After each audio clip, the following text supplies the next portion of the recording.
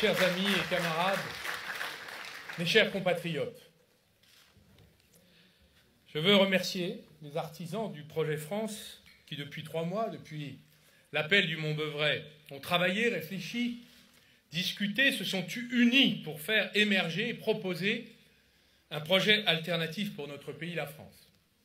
Je remercie également chaleureusement les nombreux parlementaires, les élus de toutes parts, régionaux, départementaux, municipaux, qui se sont manifestés et associés à cet effort collectif.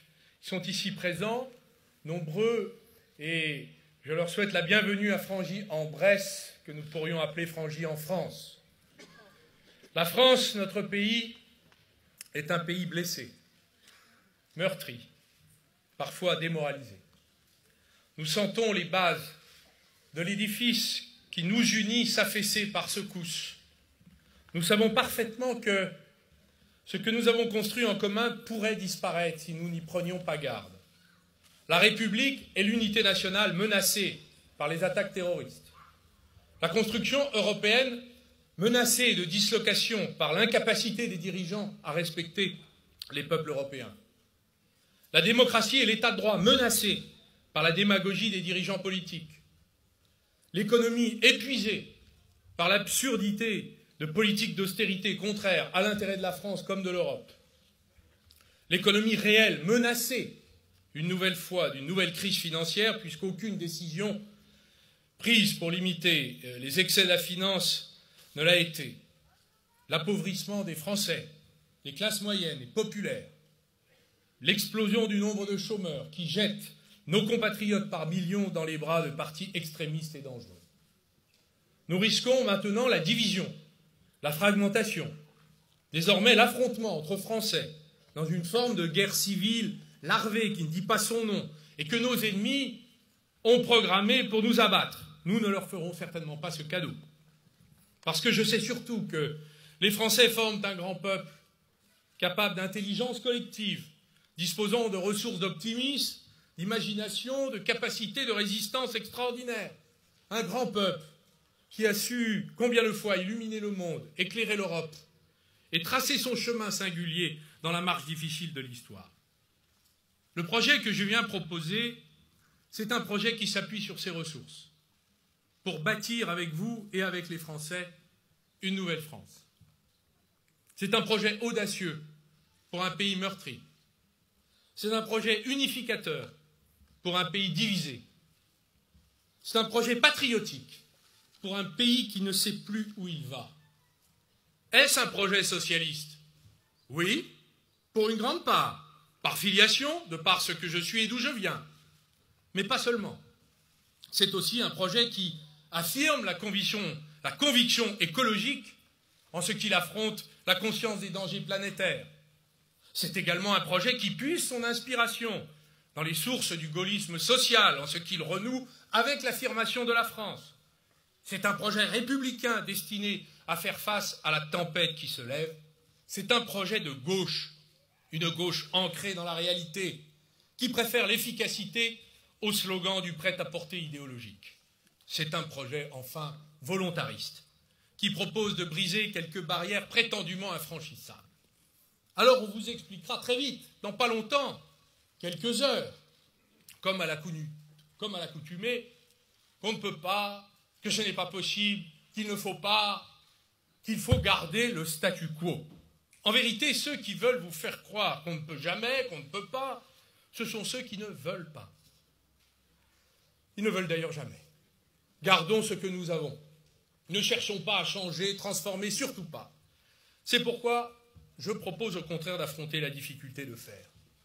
Parce que la France est malheureuse. Parce que son être profond, son héritage extraordinaire, les Lumières, les combats républicains et sociaux, le Front populaire, la résistance, sont rudement malmenés aujourd'hui par la mondialisation qui affaiblit les États, la démocratie, la protection sociale au profit des marchés, de la compétition de tous contre tous et du laisser-faire. Certaines élites françaises ont choisi la voie de l'adaptation sans aucune condition, alors qu'il faudrait y mettre une certaine forme de résistance à ce monde qui percute notre aspiration nationale à rester nous-mêmes et à vivre selon nos choix. Le projet que je viens proposer aux Français est résolument inscrit dans le monde d'aujourd'hui. Il est ancré dans la modernité, il assume les mutations en cours, mais il veut préserver notre désir de vivre selon nos vues et nos croyances essentielles. Il propose des solutions innovantes, ouvrant le chemin à la réaffirmation de la France, de ses intérêts, de sa puissance et de la force de son modèle républicain et social.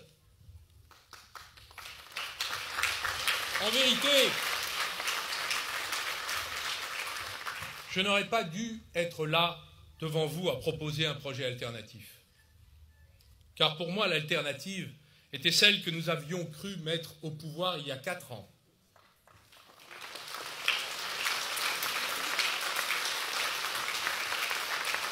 Elle était celle pour laquelle nous nous étions battus pendant des années, que nous avions débattu, travaillé, réfléchi, pendant si longtemps et non sans peine. Combien de fois à cette tribune, 4 années plus tard, qui n'éprouve le sentiment d'un gâchis, d'une grande occasion manquée, d'un oubli général de ceux qui nous ont mandatés, et avec eux des leçons cruelles du 21 avril 2002, souvenez-vous. Pour moi, comme pour vous peut-être, le bilan de ce quinquennat n'est pas défendable. Des erreurs ont été commises sur le chemin qui nous a menés là, et j'en prends ma juste part. La faute que j'ai commise, c'est celle de n'avoir pas réussi à infléchir, corriger, convaincre, car la bataille intérieure au sein du gouvernement auquel j'appartenais fut sévère, sérieuse et ininterrompue. Bien qu'ayant tenté tant de fois de me battre avec d'autres, j'ai compris à l'usure que mes idées, nos idées, n'étaient décidément pas au pouvoir. Et lorsque l'espoir qu'elle ne serait jamais un jour définitivement s'envola, il fallut partir, et ce fut donc Frangy 2014. Je me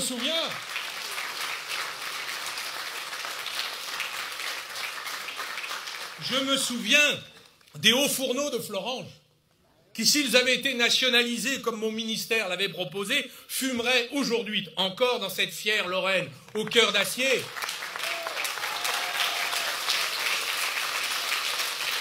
Il y avait eu la parole donnée aux ouvriers sidérurgistes. Il ne fallait donc pas les lâcher. Je ne voulais pas les lâcher. J'ai présenté ma démission au président de la République qui la refusa cette fois. Je me souviens aussi de ces incessantes notes répétitives adressées au palais de l'Élysée, minutieusement lues et relues par mes équipes, moi-même, détaillant les trop graves conséquences de l'austérité fiscale et budgétaire qui est devenue le mantra de ce quinquennat. Jamais on ne répondait, jamais on ne débattait. Il fallut donc se battre pour tenter de faire ouvrir le débat en vain. Je me souviens aussi des refus d'entendre les avertissements prononcés, y compris à cette tribune, contre le conformisme technocratique, la soumission aux idées adverses, le million de chômeurs prévisibles de plus entrés à Pôle emploi ces 4 dernières années. Sachez-le, les plus hautes autorités en ont été dûment averties, dûment prévenues, mais elles n'ont pas bougé de leur aventin et de leur fausse certitude. Et comme s'il fallait ajouter de la déception à la désillusion, il y eut la déchéance de nationalité et la loi travail. Peut-on croire que ce soit une fierté que d'avoir laissé entendre que les binationaux étaient en quelque sorte la cause de nos malheurs? Peut-on croire que ce soit une fierté d'avoir levé le mouvement social contre nous-mêmes alors que nous étions censés incarner l'espoir pour eux? Il y a comme un sentiment de méprise et de piétinement des préférences collectives que nous avons tous partagées. Voilà pourquoi je voulais revenir ici à Frangy, par fidélité à ce que nous sommes et à ce que je suis, car Frangy reste le visage de l'histoire de ce socialisme français, entre Waldeck-Rochet, Pierre Joxe et François Mitterrand, installé dans cette belle France rurale qui lutte depuis si longtemps pour vivre et assurer son avenir. C'est d'ici, depuis cette Bourgogne qui nous est chère, que j'ai décidé à nouveau de m'adresser aux Français, parce que je suis né ici physiquement, mais aussi politiquement. C'est avec vous que j'ai affronté les moments difficiles, tout comme les épisodes heureux, et cette Bourgogne que nous avons en partage, c'est aussi celle du Morvan d'où je viens. Le Morvan, C'est là que la famille de mon père tenait une boucherie en face de la gare, à Autun, sous-préfecture de Saône-et-Loire. C'est là qu'elle rencontra par hasard la famille de ma mère qui venait d'Algérie. Ils ont fondé et formé une alliance originale, une famille française qui s'est longtemps décrite, pour se moquer d'elle-même, d'arabo-morvandiaux. Pour nous, comme pour moi, ce métissage, c'était la France que nous aimions passionnément et qui me permit de trouver mon chemin personnel. Je suis fier de porter ces deux Frances en moi, ces deux histoires qui ont fait tant de choses ensemble,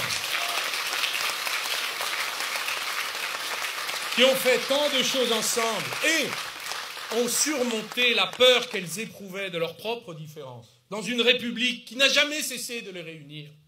Aujourd'hui, c'est cette République, ses fondements, ses promesses qui sont en grand danger. Car 8 années révolues après l'effondrement du système financier qui provoqua la plus grave crise économique depuis 1929, les promesses de régulation de la finance et des banques n'ont pas été tenues. Ce sont au contraire les démocraties qui sont tenues en respect par les marchés. Et ce sont les citoyens et les contribuables qui n'ont aucune espèce de responsabilité dans la crise, qui ont été partout convoqués pour payer les déficits publics occasionnés par le sauvetage des banques et des économies. Ces plans d'austérité ont été mis en œuvre dans toute l'Europe. En France, ils ont pris la forme de l'austérité fiscale et fait payer ceux qui n'ont que leur travail pour vivre. Ouvriers, artisans, employés, commerçants, retraités, cadres, agriculteurs, petits entrepreneurs, fonctionnaires. Ces plans inspirés par les traités européens appliqués dans la plus grande dureté par la Commission européenne et par le gouvernement français ont détruit du capital, ont coulé l'économie, ont accentué les fermetures d'entreprises dans le pays, ont appauvri les classes moyennes et populaires et ont fait exploser le chômage. 1 million de plus entre 2007 et 2012, 1 million de plus entre 2012 et 2016, catégorie A, B, C, D. Plus grave, ils ont échoué dans leurs objectifs de remboursement de la dette et de réduction du déficit. Plus grave encore, des bulles financières se sont reconstituées. Plusieurs experts annoncent une nouvelle crise financière. Plutôt que de prolonger encore la crise par des plans de restriction, ce que proposent tous les candidats de la droite à la primaire de la droite, ou des mesures anti-économiques qui aggravent la récession, ce qu'a fait la gauche, le moment est désormais venu d'imposer la fin de l'austérité en France et en Europe et d'organiser enfin, par des solutions nouvelles, le redécollage de l'économie française et européenne. C'est le premier défi que je vous propose de relever ensemble.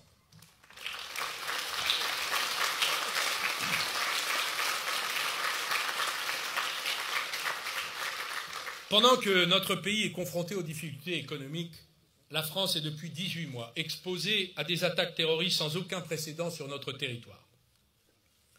C'est un défi d'une rare difficulté que d'y faire face, car les sentiments de haine, de colère, de vengeance parfois, peuvent légitimement prendre le dessus après que nous ayons tous été envahis par la si dure et profonde tristesse de devoir pleurer nos morts.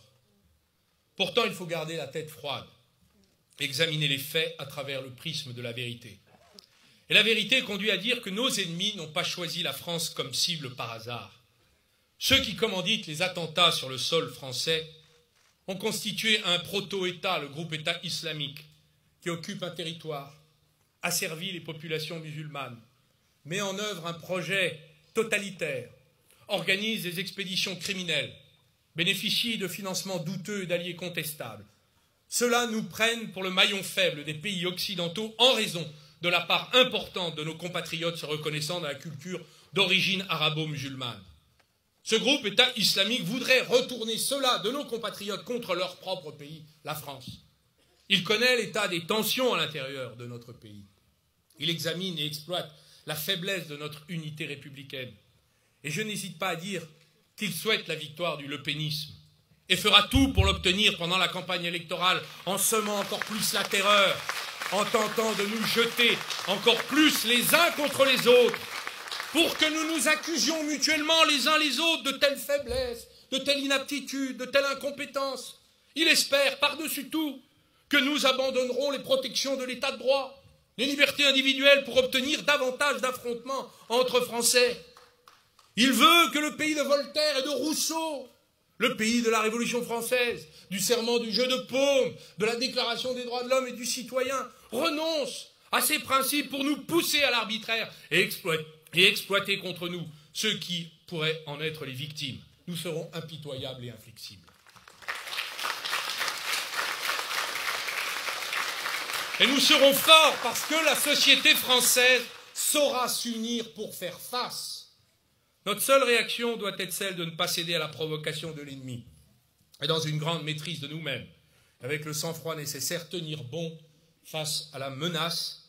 Pour réussir, il faudra mobiliser la société française tout entière autour de sa propre sécurité.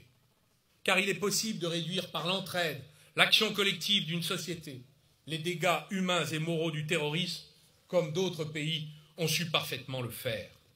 Réapprendre la fraternité, refaire France, c'est ce que je vous propose de faire ensemble. Vous l'avez compris. Vous l'avez compris, après le choc du Brexit, nous savons que l'Union européenne est menacée de dislocation. Car les peuples européens, les uns après les autres, prennent peu à peu congé de l'Union européenne pour non-réalisation des promesses et désaccords massifs sur le projet européen. Si nous avions à faire le bilan de l'Union comme d'un investissement dans lequel la France a mis 60 ans de ses efforts, que dirions-nous? L'Union n'a pas protégé l'Europe des dégâts de la mondialisation qui ont mis au chômage et appauvri un nombre considérable d'Européens. L'Union n'a pas été capable de sortir l'Europe de la crise pendant que le monde entier, lui, en est sorti. Elle s'y est enlisée et nous y a même inutilement enfoncé. L'Union n'a pas été capable de transformer le système financier, lequel a réussi, comble du scandale, à transférer sur les contribuables le fardeau de ses erreurs. L'Union n'a pas été capable de traiter collectivement la question migratoire. L'Union n'a pas été capable d'éviter la montée des extrémismes en respectant un minimum la souveraineté et les choix démocratiques des peuples qui la composent. Et l'Union n'a pas su nous protéger contre la menace terroriste. Devant un tel bilan, l'Union européenne est dans la situation quasiment d'une entreprise en faillite qu'il faudrait restructurer pour la sauver. Si on ne la réforme pas radicalement, nous savons qu'elle mourra. Et voilà pourquoi il faut bâtir avec nos partenaires européens un nouveau projet, une nouvelle Europe, qui devra déboucher sur un nouveau traité de Rome. C'est ce combat que je vous propose de mener ensemble.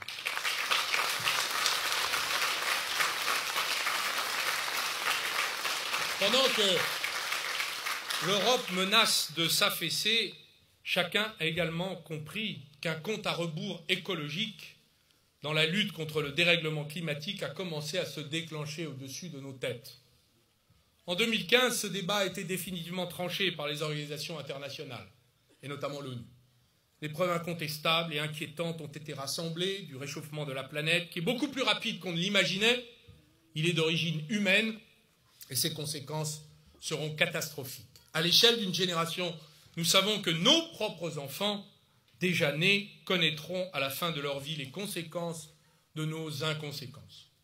La diplomatie française, à travers le succès de la COP 21, où des engagements sérieux et vérifiables ont été obtenus, se heurte néanmoins à de lourdes résistances du côté des pays continents comme les États-Unis d'Amérique et la Chine.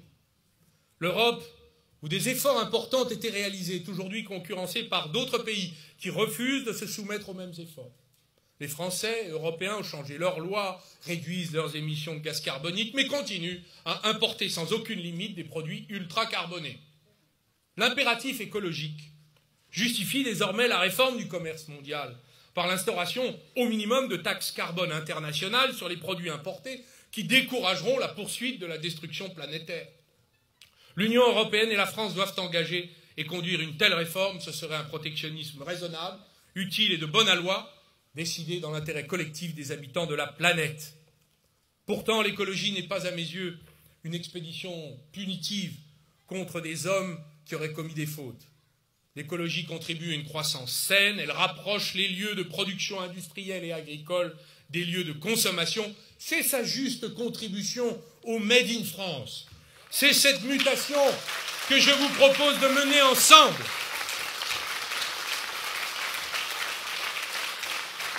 Faut-il ajouter à ce tableau des menaces l'installation de la méfiance généralisée et du mépris pour la politique. Alors que précisément l'action politique est le seul et unique instrument qui reste au peuple libre de maîtriser leur destinée, d'écrire leur histoire. Ce mépris populaire prépare les succès futurs des extrémistes. Il est le fruit d'un système politique épuisé, discrédité et, si vous voulez mon avis, dangereux. C'est pourquoi il faudra assumer l'audace de construire une démocratie nouvelle, capable de faire entrer les citoyens dans le système politique, rétablir la confiance dans l'action publique, supprimer les privilèges de l'oligarchie et se donner les outils pour bâtir les compromis dont nous avons besoin. C'est ainsi que la France pourra rebondir, se relancer et se retrouver. C'est le grand projet de République nouvelle que je vous propose de construire ensemble.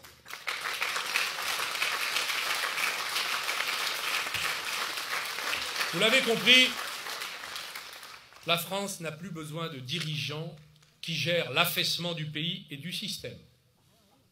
Nous ne voulons plus de gestionnaires du moindre mal.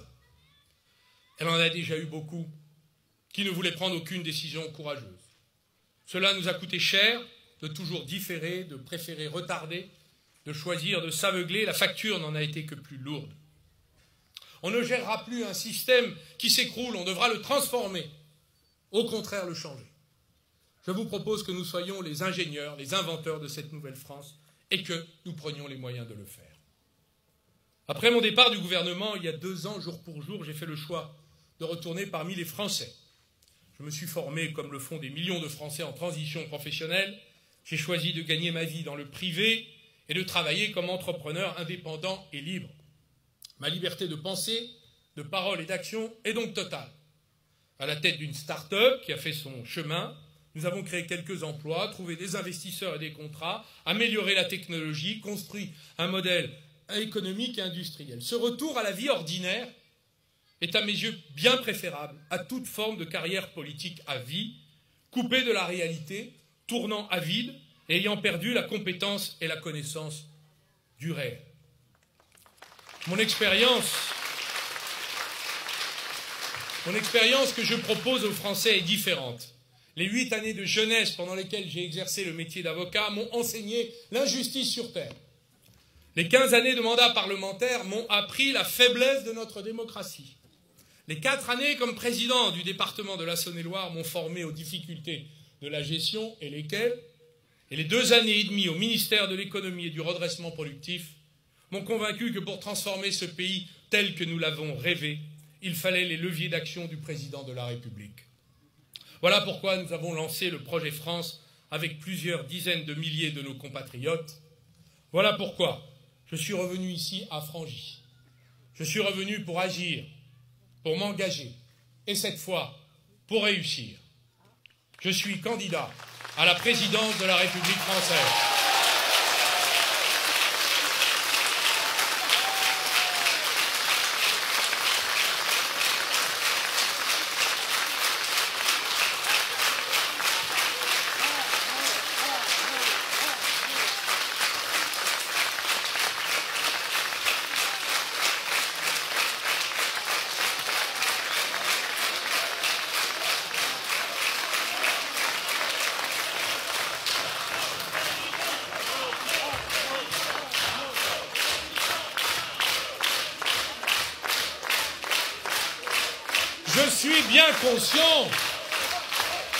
Je suis bien conscient des difficultés de la tâche à accomplir.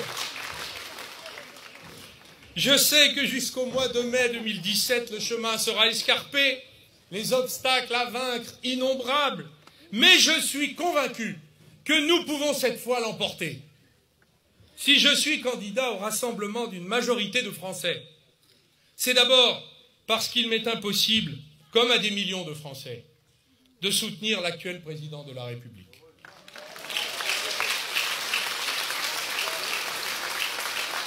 Pourtant, j'aurais aimé pouvoir le soutenir et vous appeler à le faire avec moi. Non pas parce que je serais l'un des siens, l'un de ses inconditionnels, je ne l'ai jamais été, mais parce que je suis de gauche. Ce soutien aurait signifié que nous aurions agi au pouvoir avec efficacité. Non pas que nous n'aurions commis aucune faute, rencontré aucun échec. Il est dans la nature de l'humain d'être imparfait, et dans l'essence de la politique de rencontrer des obstacles. Non, il aurait simplement signifié que nous aurions agi conformément à nos engagements pris devant le peuple et que nous aurions respecté et pourquoi pas même chéri nos valeurs. Il aurait signifié que nous serions restés fidèles à ceux qui nous ont fait confiance. Bien entendu, nous aurions dû composer avec la réalité du monde, mais nous serions restés droits et aurions continué le combat pour lequel nous avons été désignés. Voilà pourquoi j'aurais aimé avec vous, aujourd'hui, pouvoir appeler à ce soutien. Mais en vérité, cela n'est pas possible et cela n'est pas souhaitable. Cela n'est pas possible parce que l'échec qui est le nôtre devant la France provient du reniement et du renoncement. Cela n'est pas souhaitable car la situation du pays est d'une telle gravité qu'un profond renouvellement des idées, des projets, des hommes, des femmes est indispensable. Nous allons devoir créer, comme nous créons le projet France, de toutes pièces une nouvelle direction politique pour le pays. Partageons donc cette vérité. Si ce renouvellement ne s'organise pas maintenant, si nous nous résignons à tenter de reconduire l'actuel président, les Français nous sanctionneront durement et ils auront raison de le faire. Alors, depuis Frangy, où il est lui-même venu, je m'adresse à lui, librement, respectueusement, fraternellement. Je lui demande de bien réfléchir à sa décision, de bien considérer les faits, de prendre en compte l'intérêt supérieur du pays, de mesurer la faiblesse inédite et historique qui est la sienne au regard des Français, d'affronter sa conscience, sa responsabilité, et s'il le faut, de lutter contre lui-même et de prendre la décision qui s'impose. Il y a des moments dans la vie d'un homme où le choix de faire ou de ne pas faire s'impose de lui-même, car il renvoie à l'idée qu'on se fait de sa propre responsabilité et de la fidélité à ce qu'on croit.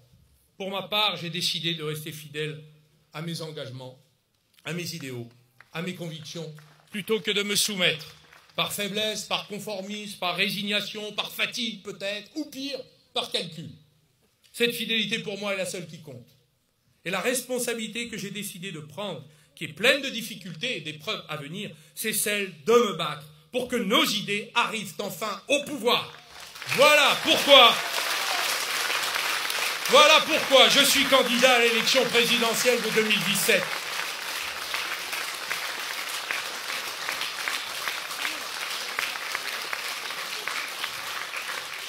Candidat, mais pourquoi faire? Pour organiser le retour de la France. Après une décennie d'éclipse, la France doit être de retour. Après une perte de substance, elle doit se reconstituer, s'affirmer telle qu'elle veut être et retrouver sa force intérieure qui lui fait défaut. C'est cela le projet de Nouvelle France, nous retrouver nous-mêmes et la fierté de l'être. C'est ce projet que je veux vous présenter maintenant. Cette Nouvelle France que je veux bâtir avec vous sera celle de l'organisation méthodique du redécollage économique. La crise financière en 2009, puis les politiques d'austérité à partir de 2011 ont ravagé le tissu productif français et européen. 8 années après le début de la crise, l'investissement dans la zone euro est aujourd'hui de 12% en dessous de son niveau avant la crise. La zone euro a fabriqué 5,5 millions de chômeurs supplémentaires, a désinvesti 270 milliards de capital. En France, l'investissement est de 7% en dessous du niveau d'avant la crise. Au contraire, tous les pays de l'OCDE hors zone euro ont su faire repartir l'investissement de façon spectaculaire et ont ainsi diminué leur chômage. En France, vous le voyez autour de vous, la désindustrialisation, les fermetures d'usines se poursuivent chaque jour. Ce sont ces toutes petites et moyennes entreprises qui meurent par dizaines de milliers en silence sur notre territoire pour atteindre encore aujourd'hui le même niveau de faillite qu'en 2008 au plus fort de la crise. Pendant ce temps, des entreprises de taille mondiale, derrière lesquelles se cachent des nations conquérantes, viennent faire leur marché dans nos grands groupes affaiblis et nos fleurons industriels, sans d'ailleurs qu'aucune réaction de défense de souveraineté industrielle ne survienne de la part de l'État et du gouvernement. L'hécatombe s'alourdit encore chaque année. Technip, Club Med, Alstom, Alcatel, Lafarge, Altis. Les menaces apparaissent désormais sur Vallourec, Eramet ST Microelectronics, pendant que la déstabilisation de nos entreprises publiques se poursuit, Areva, EDF, SNCF, Air France, comme beaucoup de nations industrielles du monde. La France peut-elle atteindre le plein emploi? C'est la seule question qui vaille. Les Américains y sont parvenus, les Allemands y sont parvenus, les Danois y sont presque parvenus, et les Anglais sont en train d'y parvenir. Et pourquoi pas nous? L'objectif de la Nouvelle-France, c'est donc le plein emploi. Il ne s'agit pas d'inverser une courbe, car les courbes se tordent dans tous les sens, et derrière les courbes, je le rappelle, il y a des vies, des gens et des drames. Le chômage, ce n'est pas une question de chance, c'est une question de décision politique qu'on sait prendre ou pas. On ne pourra donc parvenir au plein emploi qu'en organisant la mobilisation nationale de la totalité des ressources du pays autour de nos PME. Les PME, ce sont elles qui créent les emplois. Elles sont plus de 3,5 millions de moins de 10 salariés.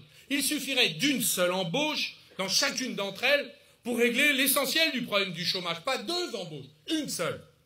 Les PME, elles sont le trésor de notre pays, mais nous les maltraitons. Les PME, ce sont les héroïnes du Made in France, qui se battent au quotidien pour produire sur le territoire, créer et maintenir des emplois. Pourtant, ce sont elles qu'on ignore, qu'on méprise, qu'on méconnaît. Ce sont elles qui nous permettront de concrétiser le retour en force du Made in France, cette grande cause nationale que désormais un grand nombre de Français soutiennent dans leur vie quotidienne. C'est pourquoi la nation entière doit organiser dans une alliance de nature quasiment historique toutes ces forces productives derrière ces PME Made in France. Tout le monde devra porter cette préférence collective derrière laquelle beaucoup d'autres choix devront céder ou s'ordonner. Les banques et le système financier devront financer. Le patronat devra s'intéresser aux petites entreprises plutôt qu'aux grandes. Les syndicats devront s'y implanter. Les grands groupes devront les soutenir. Les collectivités locales les faire travailler. Les entreprises publiques les privilégier. La grande distribution les respecter. Et bien sûr l'État les protéger. Le Made in France, ce n'est pas seulement une responsabilité de chacun d'entre nous. Il doit devenir l'une des orientations politiques majeures et fondamentales autour desquelles j'entends rassembler les Français. Car le Made in France est un état d'esprit formidable, où on échange la performance contre le partage. On crée d'abord de la richesse avant de la distribuer. Les salariés sont associés au partage des profits et peuvent même être associés aux décisions à la marche de leur entreprise. Le travail et les travailleurs sont considérés tout autant que l'actionnaire. Le salaire et la rémunération du travail ont autant d'importance que la rémunération du capital et les dividendes. C'est cet équilibre qu'il nous faut instaurer là où il n'existe pas et fortifier là où il existe.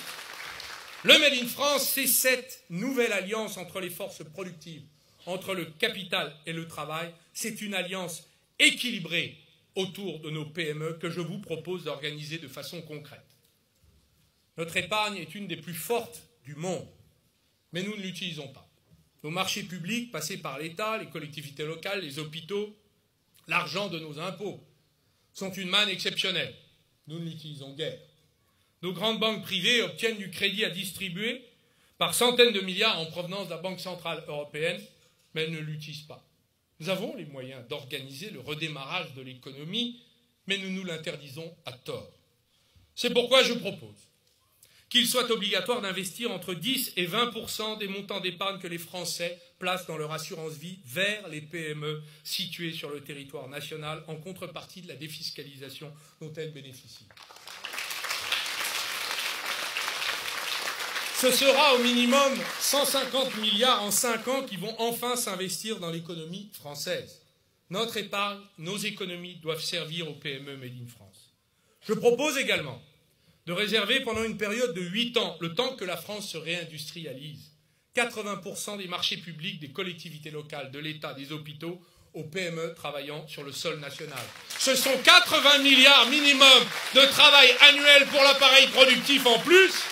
C'est le moyen de reconstituer ainsi la base industrielle du pays avec les impôts des Français. Je propose encore de créer une banque d'encouragement au risque. Ce sont 2 mots qui, habituellement, ne marchent pas ensemble. qui cautionnera 90% des emprunts, des crédits des petites entreprises, des toutes petites entreprises, des start-up, des artisans, des commerçants pour financer les innombrables projets de développement et de croissance sur les territoires. Aujourd'hui, la Banque publique d'investissement ne le fait que de façon homéopathique et au compte-gouttes. Nous allons donc recréer un crédit national qui a été privatisé il y a maintenant 20 ans. Il sera chargé de financer la reconstruction de notre économie de sortie de crise. Et nous utiliserons le réseau de la Banque postale pour distribuer les cautionnements. Je propose enfin que la Caisse des dépôts et consignations réalise un programme massif de rénovation thermique des bâtiments publics et privés pour 100 milliards d'euros sur 5 ans, financés par des emprunts de très long terme d'une durée de 50 ans, ce qu'obtiennent aujourd'hui les bailleurs sociaux. Cet investissement considérable dans les économies d'énergie et de nature à faire repartir fortement les PME du bâtiment et du secteur des travaux publics. L'écologie devient ainsi le carburant de la nouvelle croissance. Bien entendu, la Commission européenne s'opposera à certaines de ces mesures ou décisions au nom du dogme de la concurrence libre et non faussée. Mais il s'agit là pourtant de mesures réparatrices des dégâts créés par les plans d'austérité européens que l'Union européenne aurait été bien inspirée de corriger par elle-même. En tout état de cause, si la Commission européenne prend des sanctions contre la France, eh bien nous paierons les amendes. Nous assumerons les sanctions. Je préfère payer les amendes plutôt que laisser mourir l'économie française.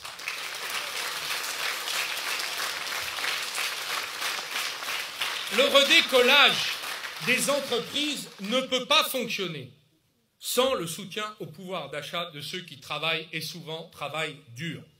Je m'adresse là à la France des fins de mois difficiles, à la France de la précarité, de la France ouvrière et bosseuse, parce que c'est pour elle que nous devons d'abord agir, pour les oubliés de l'économie et de la politique. Car une société dans laquelle on encourage le risque doit aussi être une société où l'on valorise le travail, le salaire, le prix de l'effort. Ce sont là les deux piliers de l'alliance des forces productives que je veux construire avec vous. Je propose donc que les 10 millions de salariés des PME de moins de 50 salariés du secteur privé, exclus jusqu'à présent de la loi sur la participation aux bénéfices des entreprises, en deviennent enfin bénéficiaires. Ils partageront ainsi les profits réalisés par leur entreprise, augmenteront leur épargne, leur capital et leur pouvoir d'achat. Ce serait enfin une révolution généralisée dans le pays qu'enfin on échange performance contre partage. Je propose que les 4,5 millions de Français locataires de leur logement social en deviennent propriétaires acquéreurs, avec une baisse de 50 à 70% du coût d'acquisition par rapport au prix du marché. Cela représenterait pour des millions de ménages modestes une baisse significative de la charge du prix du logement et une hausse de leurs revenus. Je propose enfin que nous décidions par une mesure de solidarité nationale l'annulation progressive des hausses d'impôts de ces 5 dernières années, je n'ai pas dit 4 dernières années, 5 dernières années, sur les revenus du travail des classes moyennes et populaires. Ce sera justice de restituer ces prélèvements indus. Et ce sera excellent pour l'économie, car ce sont les baisses d'impôts qui feront rentrer l'argent dans les caisses de l'État, qui diminueront les déficits, et non l'inverse. Les hausses d'impôts de ces dernières années n'ont pas diminué la dette, parce qu'elles ont coulé l'économie. Je vous propose donc de faire l'inverse, et de faire redécoller l'économie par la baisse des impôts sur les revenus du travail, de l'emploi et des salaires. Ce programme de redécollage de l'économie tient donc en 7 propositions. Ce programme, c'est le moyen de financer nos services publics et notre modèle social. L'éducation nationale dans laquelle il faut réinvestir, les hôpitaux dans lesquels il faut investir, nos retraites qu'il faut préserver et financer. C'est le moyen de cesser de gérer et de répartir la pénurie et de la faire payer toujours aux plus modestes. Et c'est le moyen de reprendre notre liberté par rapport à l'austérité européenne et de faire ce que tous les autres pays du monde ont décidé de faire, une relance budgétaire qui s'autofinance par le surcroît d'activité qu'elle génère. Pourtant, vous verrez bientôt la cohorte des conformistes. Les conservateurs de droite et de gauche vont se réveiller. Bientôt, ils vous diront qu'on ne peut pas, qu'il ne faut pas. soit parce que les banques sont contre, les compagnies d'assurance ne veulent pas, la direction du Trésor s'y oppose, les bailleurs sociaux, les institutions de prévoyance, la Commission européenne, que sais-je. Mais attention, le pays est économiquement et moralement en danger. Le temps n'est plus à l'immobilisme, à la tergiversation ou à la synthèse molle. Lorsque le pays souffre, notre devoir est de le sortir de là, de dépasser les préjugés et les règles qui sont établies depuis longtemps. Peu importe les obstacles, il faudra les franchir et seul le résultat comptera. Mais la nouvelle France proposera aussi la transformation progressive de notre modèle économique national. Il doit devenir plus patriotique, plus coopératif. Il doit davantage lutter contre les excès de la financiarisation des entreprises et il doit s'appuyer sur un État fort. Qu'est-ce qu'un État fort? C'est un État au service du développement économique, capable de protéger les Français, de protéger la nation, ses intérêts économiques et industriels lorsqu'ils sont menacés. C'est un État qui doit nous éviter les destructions venues de la mondialisation débridée et sans limite. Un État fort peut parfaitement être avisé et modéré, délicat et intelligent dans sa façon d'agir. Mais il est aujourd'hui, je vous le dis tout net, et je le dis à tous les libéraux qui veulent qu'il y ait le moins d'État possible, il est le seul moyen dont les Français disposent encore pour reconstituer la base industrielle de la nation, aujourd'hui en perdition.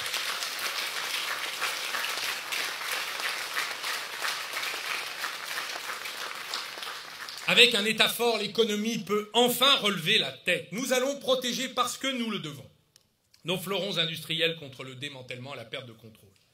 J'avais pris au mois de mai 2014, lorsque j'étais ministre de l'économie, un décret dit Alstom qui soumettait à l'autorisation préalable du ministre les rachats d'entreprises stratégiques par des investisseurs étrangers.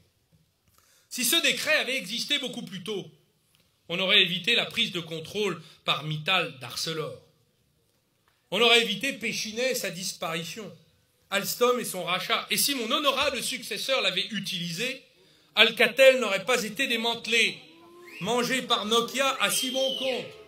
Et Technip n'aurait pas déménagé à Londres après sa fusion avec les Américains avant l'été. Paradoxalement, je crois que, et c'est un croyant dans l'État qui vous le dit, toutes les méthodes de l'État gestionnaire n'ont pas toujours fonctionné.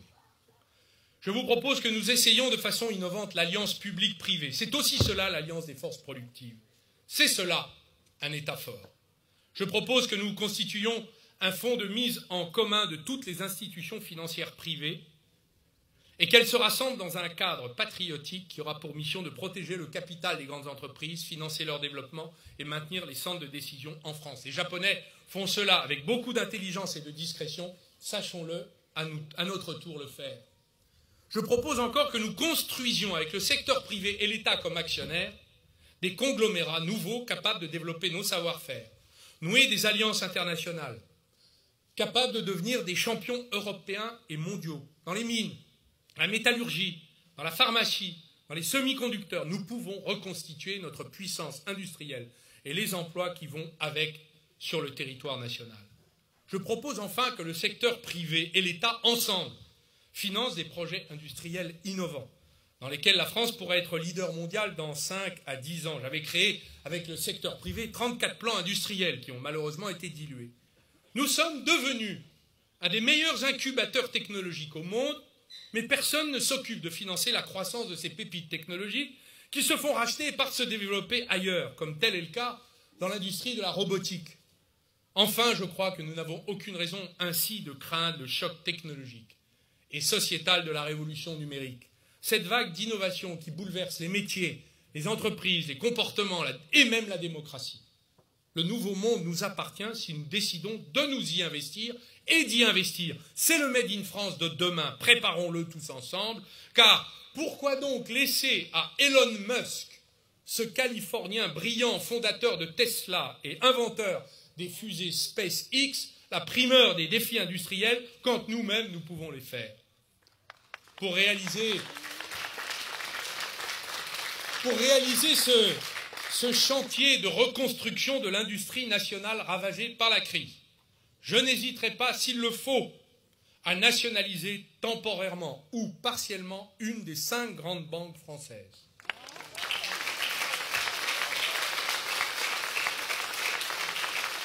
nous pourrions parfaitement la faire acquérir par la Caisse des dépôts et consignations, et cela nous permettrait de disposer d'un bras séculier en mesure d'agir sur l'économie nationale. La nationalisation que pratiquent tous les pays, à commencer par les plus libéraux, n'est ni un tabou interdit, ni un totem obligatoire. Elle est un outil de souveraineté à utiliser avec tact et mesure lorsqu'une nation veut se faire respecter. Et comptez sur moi pour que la Nouvelle-France sache se faire respecter.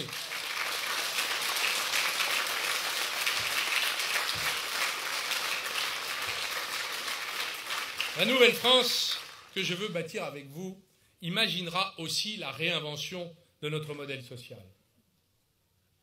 Qui peut dire encore que contre le chômage, tout aurait été tenté?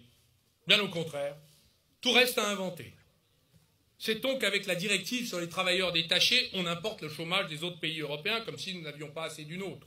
Les travailleurs détachés sont embauchés en France dans le secteur du bâtiment, de la logistique, au tarif du pays d'origine, organisant à domicile la concurrence déloyale entre travailleurs européens.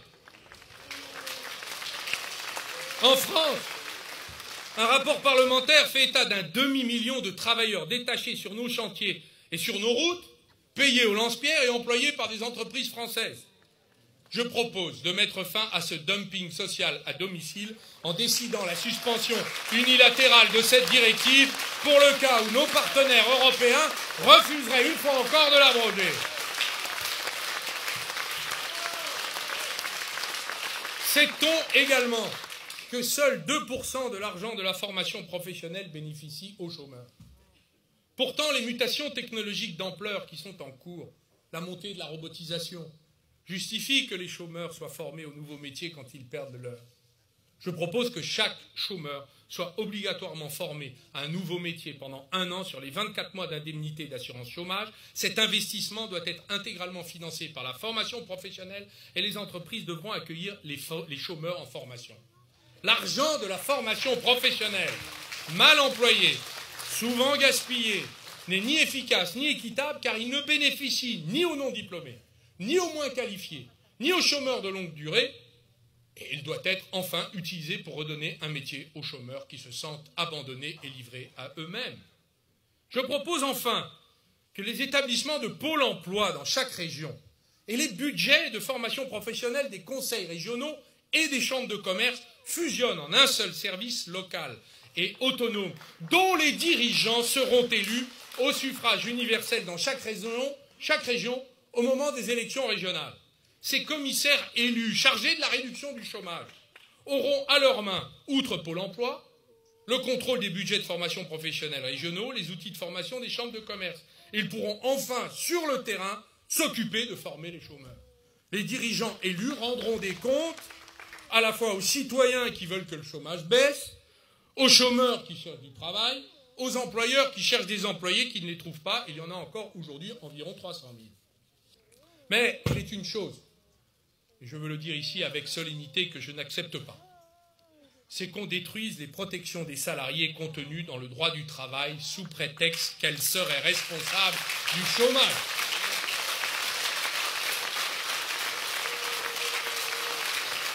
Si le Code du travail doit être réformé, il doit l'être, car il ne donne satisfaction ni aux salariés ni aux employeurs. Il fait l'unanimité contre lui.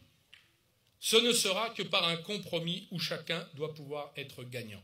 Si on demande des efforts à une partie, les salariés, il faut offrir des contreparties proportionnées et gratifiantes. Tel n'a pas été le cas dans la loi travail, qui devra donc être rediscutée, réformée, renégociée. L'alliance des forces productives, ce n'est pas la victoire des uns contre les autres, c'est l'échange équilibré des concessions réciproques. Ce qui est vrai du combat contre le chômage dans la bataille du Made in France l'est aussi dans la lutte contre le terrorisme. Après les attaques abominables et tragiques qui ont traumatisé le pays, on ne réussira pas à vaincre le terrorisme sans refaire France et sans reconstruire ensemble ce bien qui nous est commun, la République. On ne réussira pas sans que la société française, les citoyens, les gens, la population, ne deviennent une force agissante. Nous avons besoin de la force collective de la société pour bien sûr la transformer, mais protéger également le pays. Une démocratie doit se défendre et pour cela, elle doit pouvoir compter sur chacun de ses membres. D'ailleurs, dans son histoire, à chaque fois que le pays s'est affaissé au cours des épreuves, il a su se relever. Sa résistance face aux épreuves provient certainement de notre conscience aiguë d'être quand même un exemple pour tant d'autres peuples du monde qui nous observent. Une nouvelle fois, nous allons devoir organiser les conditions de notre sursaut. Nous allons devoir renouer avec cette levée en masse, pacifique cette fois, pour mener le combat collectif contre le terrorisme, réarmer la République, notre socle, notre roc, notre plus solide patrimoine commun, celui-là qui soude la communauté de ses citoyens. C'est pour cette raison que je vous propose de rétablir un service national obligatoire, civil et militaire, égalitaire et universel, pour tous les jeunes hommes et jeunes femmes de notre pays, quelle que soit leur origine et leur milieu social, quelle que soit leur conviction ou leur religion, obligatoire pour une durée minimale de 6 mois. Ces jeunes gens sous les drapeaux soulageront nos militaires professionnels qui doivent pouvoir tous se porter sur le front des opérations militaires extérieures. Ils aideront et participeront sur tout le territoire à la tâche difficile qu'ont les policiers, les gendarmes, les pompiers, la protection civile, les hôpitaux, les associations humanitaires d'aide et de soutien aux victimes. Ils feront avec nous l'apprentissage de l'organisation de notre propre défense et de notre sécurité. Avec eux, la société française tout entière redécouvrira l'entraide, réapprendra avec les Français la camaraderie.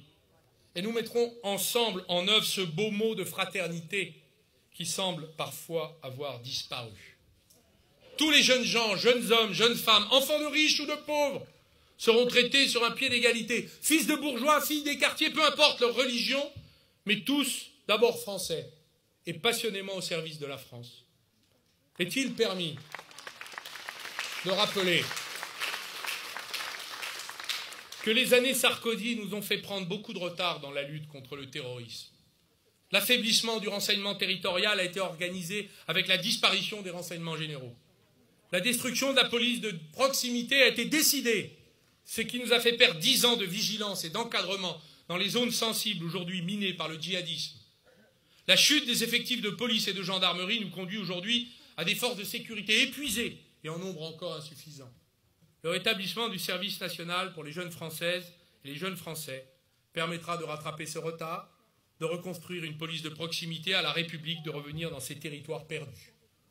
Nous allons pouvoir organiser avec la participation de la population, chacun devenant un acteur de notre sécurité collective, la présence civique, humaine sur tout le territoire national, de dépositaires de l'autorité publique, éduqués dans le respect de la République et la défense de notre bien commun. Nous avons donc besoin de nous organiser, de changer nos méthodes de travail. Car si nous vivons désormais avec le terrorisme, nous ne voulons pas vivre dans la terreur et dans la peur. Nous allons devoir organiser beaucoup plus sérieusement la protection systématique des lieux publics, renforcer nos moyens en cybersécurité, reprendre pied sur le terrain, améliorer nos connaissances avec du renseignement humain, de l'infiltration clandestine, l'aide et le soutien de la population.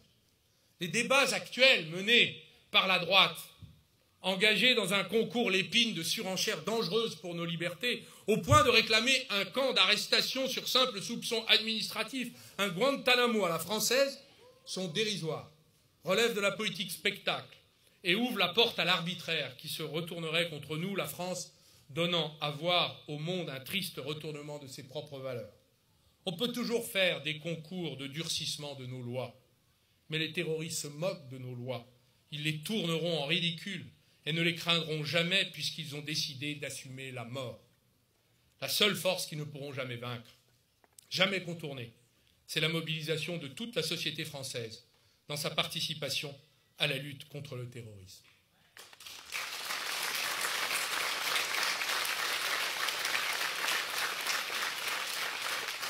Refaire France, c'est aussi réarmer la République par l'école. Celle-ci n'est pas simplement faite pour offrir des travailleurs prêts à produire ou des consommateurs prêts à dépenser, elle doit surtout permettre à de jeunes individus de tous horizons, de toutes origines, de devenir des citoyens éclairés, avec leur libre arbitre, autonomes, mais également conscients de leurs responsabilités collectives, de leurs droits et leurs devoirs vis-à-vis de la collectivité. Cela veut dire qu'il faut retrouver le sens d'une morale républicaine commune, et plutôt que d'appauvrir sans fin les programmes, de baisser à l'infini les exigences, de provoquer aussi la tristesse de ceux qui ont choisi de faire la transmission des savoirs leur vie, autour d'objectifs clairs, socialement utiles et civiquement indispensables, il faudra reconstruire l'école. C'est un travail de titan, mais il faudra s'atteler à cette tâche difficile. Je n'oublie pas que le sens du service public, au premier rang l'école, c'est d'offrir un patrimoine à ceux qui n'en ont pas. Perdre ce cap, c'est consacrer la machine à trier et à éliminer là où il est urgent de rebâtir une école de l'émancipation par l'instruction et pour tous. Refaire France, c'est aussi, dans une société profondément inégalitaire et discriminatoire, lutter pied à pied pour l'égalité des chances. Chaque Français doit l'être à part entière et doit pouvoir faire valoir ses mérites, quelles que soient ses origines, supposées d'ailleurs, lointaines ou récentes. La fraternité ne peut plus, dans la situation du pays actuellement, ne peut plus être un mythe inatteignable. Refaire France et s'unir, c'est faire vivre dans nos vies cette fraternité. C'est s'entraider au quotidien dans la République pour défendre ce qui nous rassemble. Voilà l'état de certaines propositions, mais vous avez compris que la question européenne va nous rattraper. Après le Brexit et les menaces d'autodestruction de l'Europe, nous n'éviterons donc pas une réforme radicale et une transformation en profondeur de l'Europe. Transformer l'Europe pour la sauver, refonder l'Europe pour la garder. L'Union européenne est un bien précieux pour qui, à nous, Français, qui nous est très nécessaire. La France en a besoin pour prendre de la force face au reste du monde, et pourtant, le projet européen s'est retourné contre les peuples d'Europe. La construction européenne est devenue un projet libéral extrémiste, alors qu'il était historiquement coopératif et progressiste. Elle est devenue un projet autoritaire et oligarchique, alors qu'il promettait d'être démocratique. Voilà pourquoi l'Union est en danger de mort et en fin de course, car les peuples et les citoyens européens rejettent massivement la construction européenne et sont désormais tentés par l'exemple britannique. En toute honnêteté, soyons nets et clairs, il n'existe aucun continent dans le monde qui applique des règles aussi libérales, avec autant d'intégrisme que dans l'Union européenne et dans la zone euro. Elle refuse de se protéger comme une sorte de passoire dans la mondialisation, de sorte qu'en plus du dogme du tout ultra-concurrentiel entre Européens, il faut faire face au dumping du reste du monde. Croyez-vous que l'agriculture puisse y survivre, que la petite industrie puisse s'y développer, que les salaires des Européens puissent augmenter quand ils sont systématiquement mis en concurrence avec les travailleurs sous-payés des pays émergents? Les Européens sont devenus les naïfs du village mondial, car tous les États de tous les continents font exactement tout ce que les Européens ont décidé de s'interdire pour eux-mêmes. Faut-il ajouter qu'en matière budgétaire, la zone euro est devenue l'îlot des fous du monde. Le monde entier est sorti de la crise par des décisions d'inspiration keynésienne. Pendant ce temps, la zone euro continue de mener une politique d'austérité et de déflation exactement similaire à celle des années 30. Le résultat en est désastreux. Et ce n'est pas fini, puisque nous avons signé et traité et ratifié un traité qui organise et grave dans le marbre l'obligation de continuer à mener ces politiques. C'est ce traité qui, selon un certain discours du Bourget, devait être prétendument renégocié et qui ne le fut jamais. Si cette politique devait être poursuivie, de nombreux experts ont mesuré que nous continuerions sur ce rythme d'augmentation du chômage et de non-croissance pendant encore 7 années. 7. Ce serait, reconnaissons-le, amplement suffisant comme délai pour organiser nous-mêmes, par nos propres moyens, la victoire du lepénisme et la victoire partout dans l'Union européenne des anti-européens sous toutes leurs formes. Voilà pourquoi il faut être lucide. En constatant que si l'Union européenne ne devient pas de façon urgente protectrice, ce qu'elle n'est pas, solidaire, ce qu'elle n'est plus, démocratique, ce qu'elle devait être, les citoyens européens entreront en rébellion. Voilà pourquoi ces traités seront inévitablement remis en cause, car dans le cas contraire, ils feront disparaître l'Europe, l'euro et ses pays membres, dont la France, qui sombrera avec. C'est pourquoi sortir la France de l'impasse passe par un sauvetage au forceps de l'Union européenne. Je propose donc que l'élection présidentielle de 2017 fixe un mandat de dépassement des traités existants et de reconstruction de l'Union européenne sur les bases suivantes. Point numéro 1. On ne sauvera pas l'Union européenne sans décider la fin de l'austérité. La France programmera la fin des règles fixant l'austérité budgétaire et monétaire contenues dans les traités de Maastricht et de Lisbonne, qui ont enlisé la zone euro dans la crise et l'ont enfermée dans des règles absurdes, obsolètes et suicidaires. Dans la campagne qui commence, je souhaite obtenir des Français un mandat non négociable, inflexible et irréfragable de dépassement des traités dans l'intérêt général européen. Point numéro 2. On ne sauvera pas l'Union européenne sans impliquer les citoyens, car ils n'en voudront plus s'ils n'en ont pas obtenu un tant soit peu le contrôle. Il faut construire l'euro démocratique et mettre fin à l'euro oligarchique.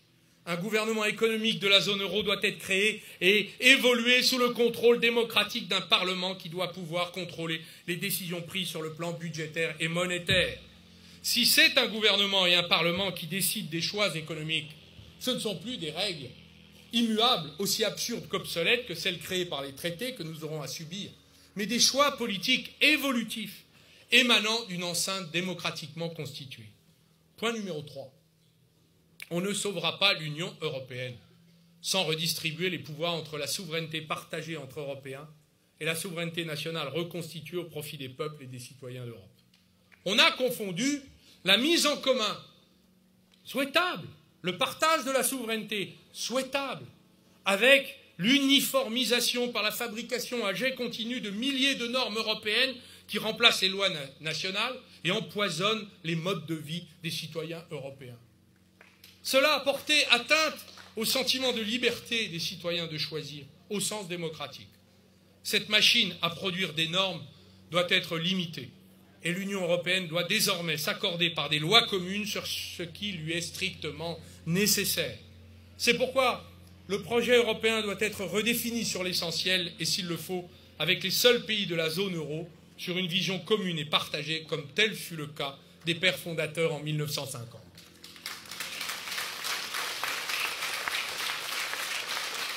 Si rien de tout cela ne change, il est inutile d'imaginer une France retrouvant sa force propre, sa capacité à faire des choix, à se déterminer par elle-même. On continuera à faire semblant que cela change, mais rien ne changera. Car la zone euro est devenue le triangle des Bermudes du suffrage universel. Vous votez pour la gauche française, vous avez le programme de la droite allemande. Les Grecs votent Syriza et ils obtiennent au gouvernement M. Schäuble. Vous votez non au référendum sur le traité européen et vous voyez adopter le oui.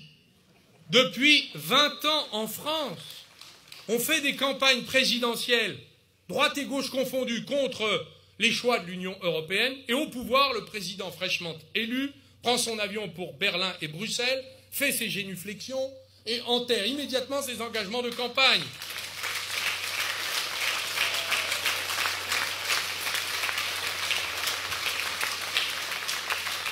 Le président actuel de la Commission européenne, M. Jean-Claude Juncker, a ainsi déclaré « Il n'y a pas de choix démocratique en Europe contre les traités ». Je lui répondrai depuis Frangy, bien modestement, que la démocratie est plus forte que les traités puisqu'elle les a faits. Et ce qu'elle a fait, elle peut non seulement le défaire, mais aussi le refaire. Et c'est précisément ce que la France va faire.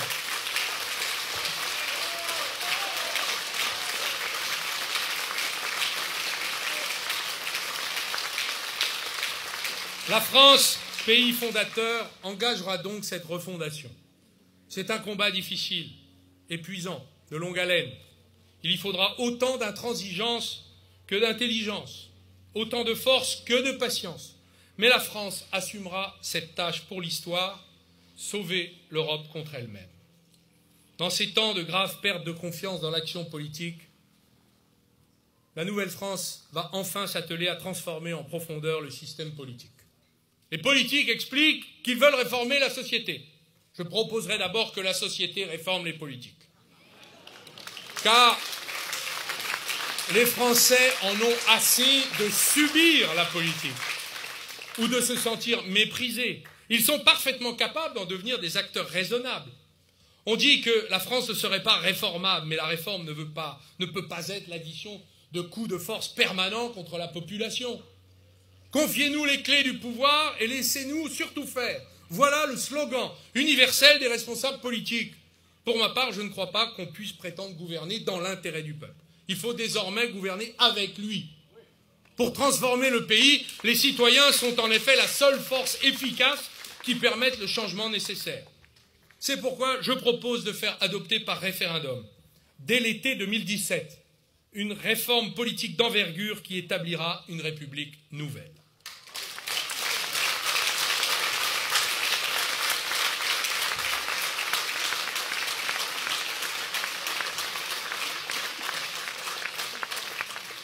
Cette République nouvelle procédera d'un double mouvement. D'une part, l'augmentation de la responsabilité des dirigeants politiques, et d'autre part, l'entrée des citoyens dans le système politique. L'élection présidentielle étant devenue une obsession permanente, on ne travaille désormais dans chaque mandat que 3 ans et demi. Le reste du temps étant consacré soit à l'apprentissage du pouvoir, soit à la préparation de la nouvelle élection. Je propose donc le retour au septennat, il devra être non renouvelable.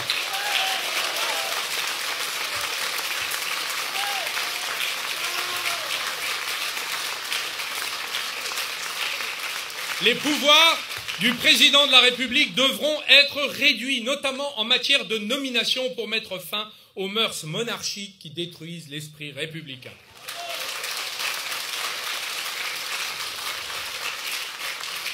L'Assemblée nationale réduira son nombre de députés à 350 au lieu de 577. 70 d'entre eux seront élus à la proportionnelle intégrale. Les partis politiques exclus de la représentation parlementaire seront ainsi représentés et pourront faire la démonstration de leurs propositions constructives. Le Sénat sera réduit à 200 membres. 100 citoyens seront tirés au sort sur les listes électorales, un par département, afin d'assurer l'entrée des citoyens dans le système politique, et ils deviendront sénateurs pendant 6 ans, comme ils le sont déjà dans certains tribunaux, les jurys d'assises, où ils jugent des condamnés. Le Sénat, qui conservera le pouvoir de se prononcer sur la Constitution, deviendra une chambre de contrôle de l'argent public, des engagements publics, des promesses publiques, des services publics et des décisions européennes. Et je propose que les membres du Conseil économique, social et environnemental deviennent à leur tour membres du Sénat, ce qui nous permettra de réaliser la fusion de 2 assemblées qui pourraient ne faire qu'une. Le Sénat deviendra cette chambre de préparation de l'avenir, d'évaluation des lois avant qu'elles soient adoptées et après qu'elles l'auront été. L'article 49.3 ne pourra plus être utilisé, sauf en matière budgétaire. Les référendums d'initiative populaire seront instaurés. La haute administration devra remettre sa démission à l'arrivée de chaque changement politique et l'entrée à l'École nationale d'administration sera réservée à des citoyens ayant déjà une expérience professionnelle avancée.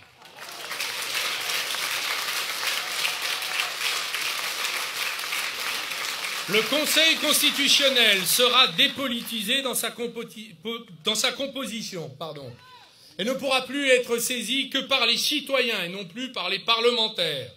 Les autorités administratives indépendantes ne s'occupant pas des libertés publiques, mais opérant dans l'économie seront supprimées et remplacées par la tutelle gouvernementale. Les ministres deviendront responsables individuellement de leurs actes devant le Parlement, qui pourra les destituer à la majorité qualifiée sans avoir à renverser l'ensemble du gouvernement.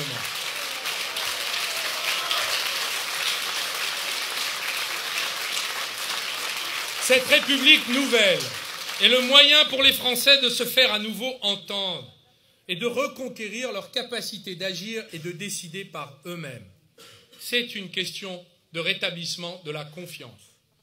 Dans cette République que l'on pourra nommer, si on le souhaite, 6e, tant elle est une transformation majeure, la construction européenne sera placée sous contrôle démocratique et elle nous permettra de redéfinir notre politique étrangère.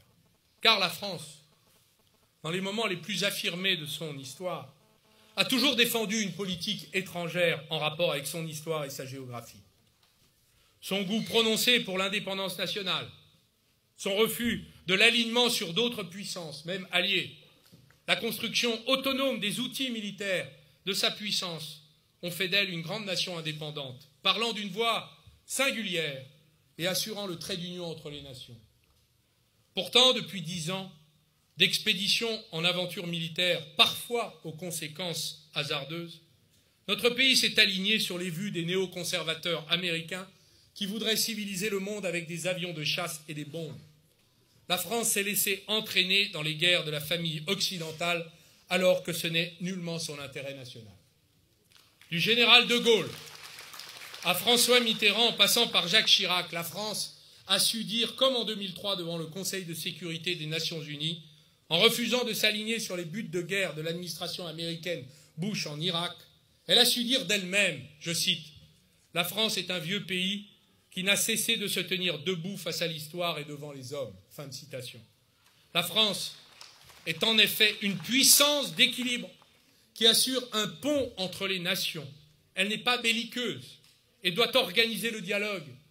Entre l'Iran et l'Arabie saoudite, elle doit assurer l'équilibre. Entre les États-Unis et la Russie, elle doit savoir parfois se tenir au milieu. Entre Israël et la Palestine, elle n'a pas vocation à être pour l'un ou pour l'autre, mais à la fois à soutenir la sécurité de l'État d'Israël, tout en défendant l'avènement d'un État viable pour le peuple palestinien.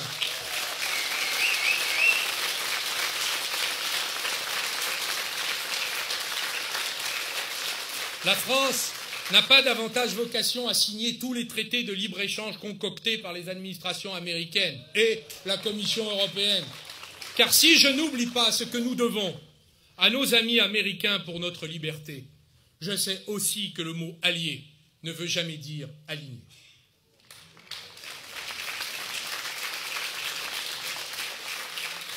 Fin de l'austérité, programme de redécollage économique, grande politique du Made in France, transformation patriotique de notre modèle économique national, réinvention du modèle social, sauvetage de l'Union européenne, rétablissement du service national, lutte de la société tout entière contre le terrorisme, naissance d'une république nouvelle, réorientation de la politique étrangère. Quel est le sens de ce projet pour la France? Ce projet, mon projet, c'est d'être tout simplement nous-mêmes, d'organiser les retrouvailles avec ce que nous sommes. C'est de reprendre le pouvoir sur nous-mêmes et nous remettre à écrire notre propre histoire. Nous ne sommes pas condamnés à être les gérants d'une France succursale de la volonté des autres. Nous voulons nous tenir debout parce que, comme toute grande nation, nous sommes capables de nous surpasser ensemble. Les 5 prochaines années seront décisives pour le pays qui a déjà perdu beaucoup de temps. Le monde ne nous attend pas. C'est à nous qu'il revient de retrouver notre force, notre substance, pour affronter ensemble le monde et l'avenir. Je repense en cet instant aux mots éternels qu'a prononcés Victor Hugo de retour d'exil. C'était en 1870, le lendemain de la proclamation de la Troisième République. Il s'adressait aux républicains qui venaient de triompher. « Je vois cette grande angoisse, dit-il, qui remue toutes les entrailles. La patrie est en danger. Je ne demande qu'une chose, l'union. Par l'union, vous vaincrez. Étouffez toutes les haines. Éloignez tous les ressentiments. Soyez unis, vous serez invincibles. Serrons-nous tous autour de la République et soyons frères. Nous vaincrons. » Victor Hugo nous montre le chemin de la Nouvelle-France. Oui, nous pouvons conjurer l'affaissement de la France. Oui, nous pouvons surmonter notre peur du présent comme de l'avenir. Oui, nous pouvons transformer ensemble le pays et changer l'Europe. Oui, nous pouvons refaire ensemble cette France fraternelle, si chère et si grande. Demain, comme aujourd'hui, je continuerai à m'adresser à vous. Je continuerai à proposer avec vous des solutions pour cette France nouvelle qui se met en mouvement aujourd'hui, depuis Frangy. Je le dis à tous les Français, venez la faire avec nous. Rejoignez-la, elle deviendra la vôtre.